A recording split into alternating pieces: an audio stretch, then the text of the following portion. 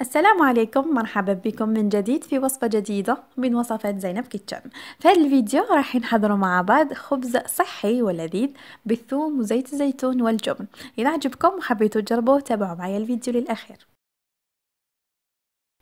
أولا نحط ملعقة كبيرة خميرة الخبز مع ملعقة كبيرة سكر والقليل من الماء الدافئ. نخلط الكل ونخليهم يتفاعلوا مع بعض.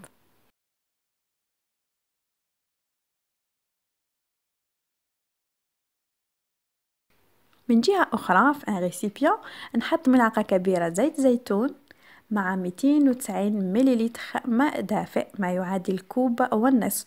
الكوب اللي يرفد دائما 200 مليلتر. نخلطهم مع بعض. بعد ذلك نزيد 500 غرام فرينة،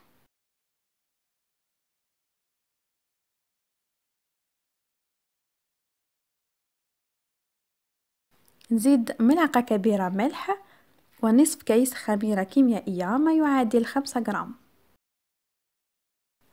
نبدأ نعجن غير بشوي ونزيد الخميرة مع السكر اللي حضرناها من قبل. نبدأ نلم العجينة حتى نتحصل على عجينة طرية وما تلصقش.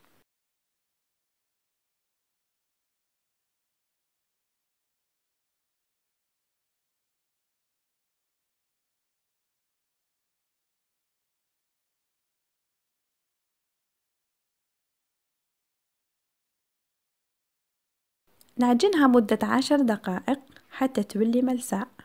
نخليها تخمر على جنب.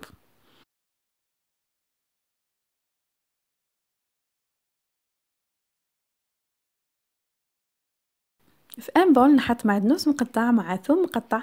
نزيد زيت زيتون حوالي 5 ملاعق كبيرة.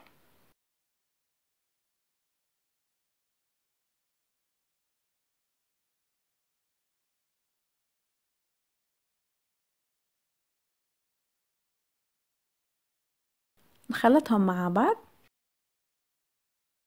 ونزيد قطعة من الجبن الأبيض، أنا اخترت بذوق الثوم.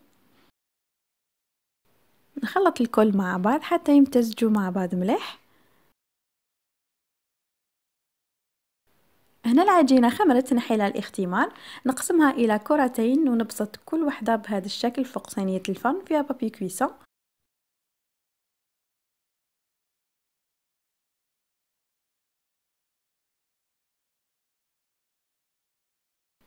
ونزيد ندهن السطح بالخليط السابق وإلى الفرن المسخن من قبل على 180 درجة.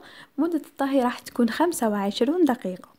هذا كان شكله بعد ما طاب خبز لذيذ وصحي، تقدروا ترافقوه مع لي سوب تاعكم.